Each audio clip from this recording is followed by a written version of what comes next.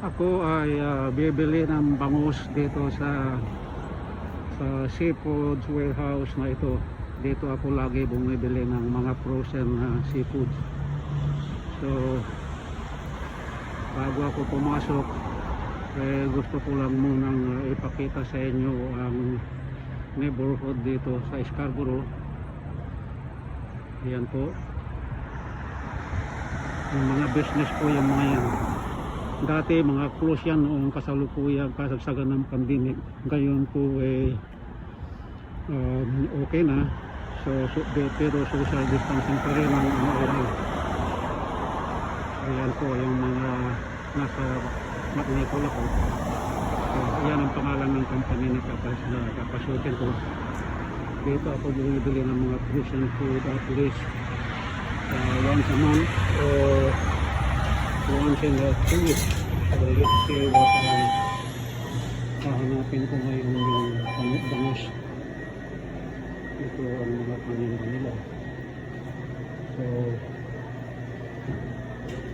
halos lahat ng seafoods ay ando dito. Kaya nakakawiling bumili rito.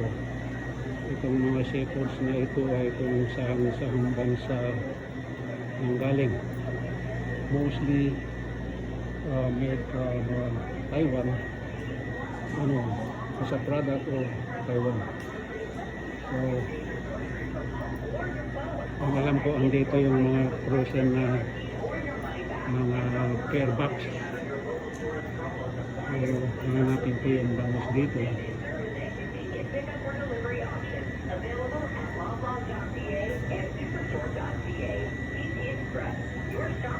Catfish,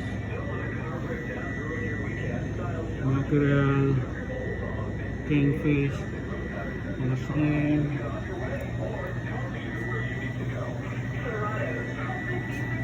Oh, ito.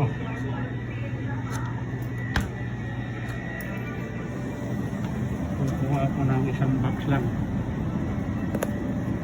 Tayo sa presyo $19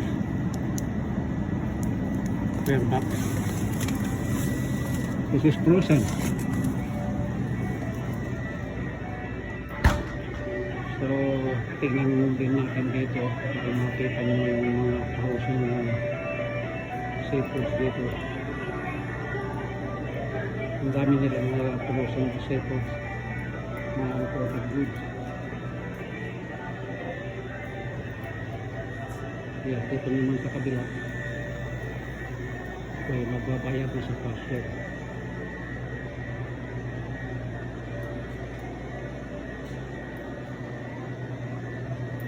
So anytime na gusto kong pumunta rito, saglit lang kasi just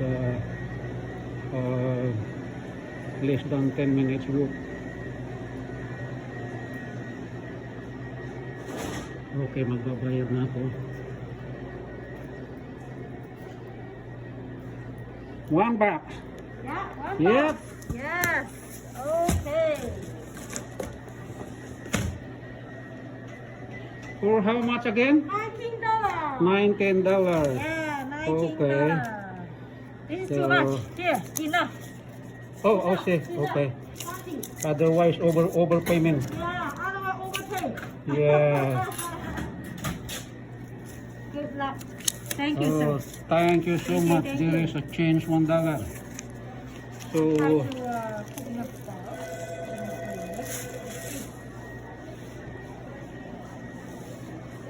yeah, at least here, social distance for him. Alright. So, thank you so much. Thank you so much, madam. I think it's easier. I don't have Oh, yeah, I have a bag. So, Okay, could you yes. please put in my bag? All right. Yeah, no problem. Just open this one, please. It's too small. Open here, supposedly, right? Oh, yeah, yeah. No, Yeah. no, no, no. Huh? I don't know how to open it. Open here? Only this? Yeah, oh, yes. Oh, okay. Oh, yeah. Yeah, And then I don't know if it will fit. You Let's try?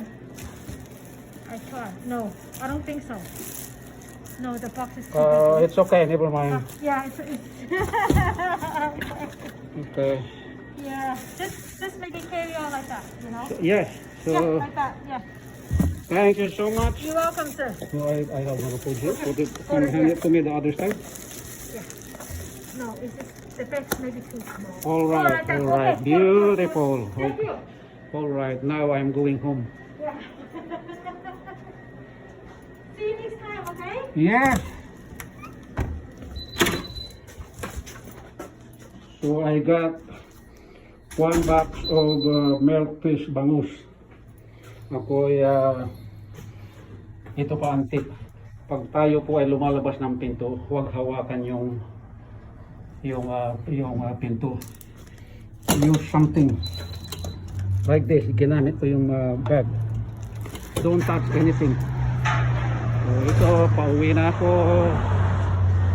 Nakabili na ako ng isang box na bangus. Yan ang mga business area dito. So from here to this Seafood's warehouse, it took me less than 10 minutes to get home. Now, habang ako'y pauwi, gusto ko lang tour ko kayo dito sa Scarborough neighborhood. Ito yung Seneca College na binanggit ko nung kahapon.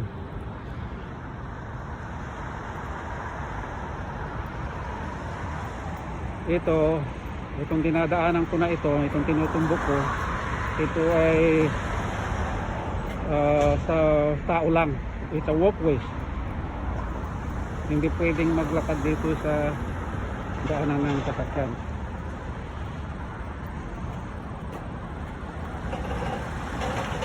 Yan po ang video na mai-share ko sa araw na ito, araw ng Webes, September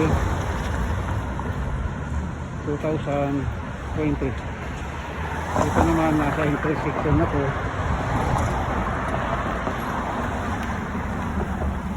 Intersection ito ng isang lugar dito sa Scarborough. So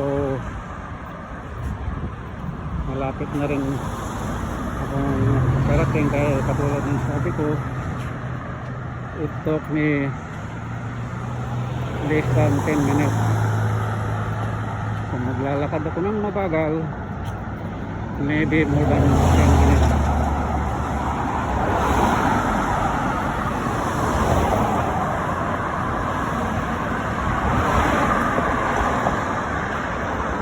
Ito po yung Seneca College. Hanggang dito na lang po. Sa susunod muli, pag downtown na ako pupunta, tutur ko po kayo lahat, kasi po may mga kaibigan na laging nanonood sa aking mga sinishare. Gusto nilang makita ang Canada. Yan yung bus, TTC, Toronto Transit Commission. Yan, mga business area yan, mga fast food, mga bake shop, clinic, pharmacy, salon, yan ang mga ando dyan.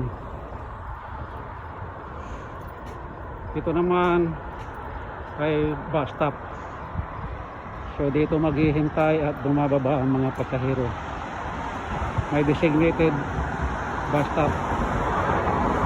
Hindi pwedeng nasa kalagitnaan bababa ka or mag-ring the bell ka para huminto ang driver. No, not allowed. Only senior citizen will be allowed to do in between the bus stop.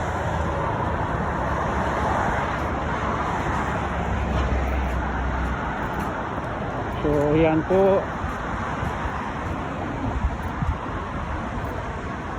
ang mga iba pang business sa area ito. Yan, katulad yan, yung mga mababang mga unit na yan, yan ang mga factory ng kung ano-anong klaseng negosyo. Binabaybay ko po itong Midland Avenue. At yan po yung sinasabi ko kahapon na masarap maglakad, mag-jogging, mag-bike sa area na yan. So makita nyo ulit.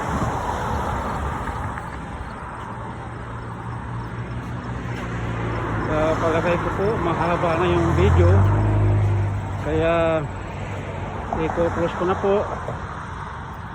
Kung nagustuhan nyo ang video ito, huwag kalilimutan kung mag-like, comment, share, and follow and subscribe for 2020. Ayan, nasa red light, so I have to stop.